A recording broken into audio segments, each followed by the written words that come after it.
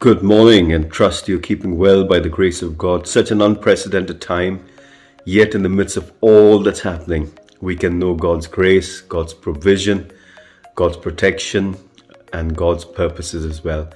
Well, this morning we're looking at Proverbs 19, and of course, as you know, Proverbs is such an amazing book. Every chapter of Proverbs, the whole book of Proverbs, filled with wisdom, and sometimes it's hard to pick out one theme from an entire chapter. But this morning I want to focus on Proverbs 19 verse 21. And this is what it says. It says, "Many plans are in a man's mind, but it is the Lord's purposes for him that will stand."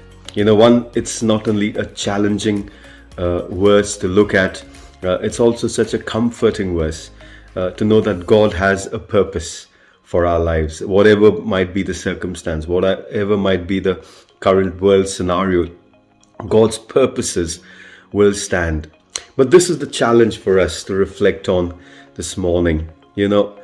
Having grown up in my own life with a lot of challenges and poverty and all kinds of complications in India, when I grew up, I had my plans.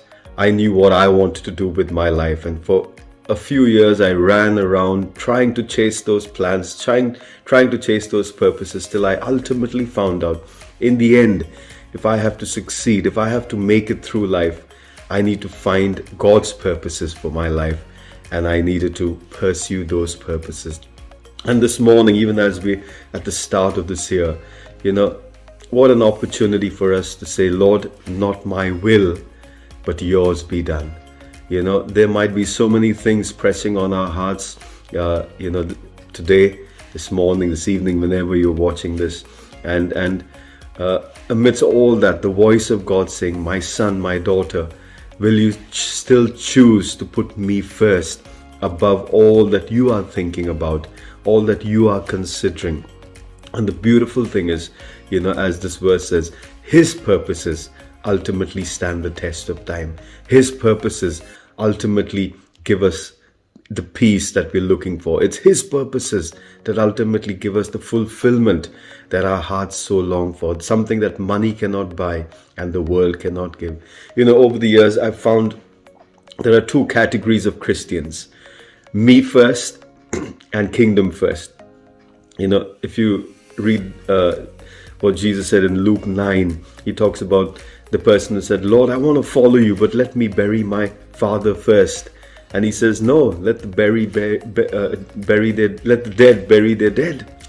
And then another person says, "Yes, Lord, I want to follow you, but let me go and say goodbye to my family first." And Jesus said, those classic words, "He who puts his hand to the plow, and then decides to take his hands off the plow is not worthy." Now, He's not talking about, disowning our family or not burying the dead literally.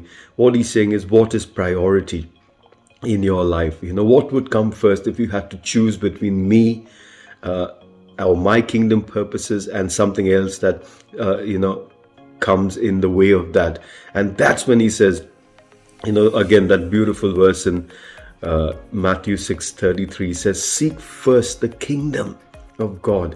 So while the other guy said, "Me first, and then I'll follow your kingdom, and then I'll do this for you, and then I'll do that for you," Jesus said, what really will work is if you put kingdom first, because then He ends that verse by saying, "Seek first the kingdom of God and His righteousness, and all these things shall be added unto you." So He's not just saying, come and run after me and then I want you to suffer after that. Yes, there is persecution, there is challenge, there is suffering, sometimes part of the journey, but He's saying all these things shall be added unto you. And so just like this verse, many plans are in a man's mind in Proverbs 19:21, but it's the Lord's purpose for him that will ultimately stand. And I pray even as we begin this year, we will make that our prayer. Lord, your purposes, your kingdom, your plan first above everything else in my life. And Lyra and me, over the years, if we've found one thing true, it's God's faithfulness. David said in Psalm 37, "I was young and now I'm old, but I've never seen a righteous man forsaken, nor his children begging for bread." We've seen that true in our lives. Over the years, through the ups and the downs, God has always come through. But what was the secret? We chose to put His kingdom and His kingdom purposes first and beyond anything else in our lives. My friends, as I end this devotional, let me encourage you, right at the start of this year, put the kingdom first. Whatever might come your way, whatever challenges might come your way, still choose to put kingdom and kingdom's purposes first, and it will be well with you. God bless you.